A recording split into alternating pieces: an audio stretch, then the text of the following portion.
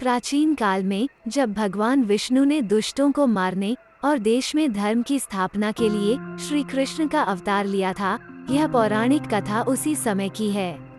यह कथा कृष्ण भगवान के बाल जीवन से जुड़ी हुई है। जब नंदगांव में माँ यशोदा के पास कृष्ण जी बड़े हो रहे थे, उस समय उनका स्वभाव बेहद नटखट था। उनके स्वभाव की चर्चा पूरे वृंदावन में थी। एक बार श्री कृष्ण घर के बाहर मिट्टी के आंगन में खेल रहे थे। इसी समय दाऊ यानी श्री कृष्ण के बड़े भाई वहां आए। उन्होंने देखा कि कन्हैया मिट्टी खा रहे हैं। यह देख दाऊ ने उनकी शिकायत माँ यशोदा से की। उन्होंने कहा कि माँ, देखो तो कान्हा आंगन में मिट्टी खा रहा है। जैसे ही माँ यशोदा ने यह सुना तो वो सीधा बाल गोपाल के पास पहुंची। उन्होंने पूछा कि लाला, क्या तुमने मिट्टी खाई? इस पर कान्हा बोले, नहीं माँ, मैंने मिट्टी नहीं खाई। माँ यशोदा ने उनकी बात पर विश्वास नहीं किया।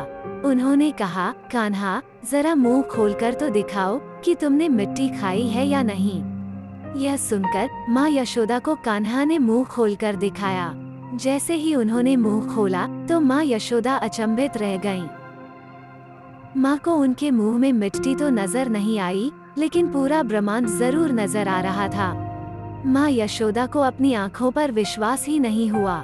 उन्होंने सोचा कि उनके कान्हा के मुंह में उन्हें सारी सृष्टि और जगत के समस्त प्राणी कैसे नजर आ रहे थे।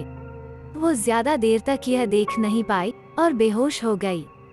जब माँ यशोदा को होश आया तो उनके मन में बाल कृष्ण के लिए और भी ज्यादा प्यार जाग गया। उन्होंने कान्हा को अपने गले से लगा लिया। उनकी आंखें आंसुओं से भर गई। माँ यशोदा को विश्वास ही नहीं हुआ कि वो एक साधारण बालक नहीं है।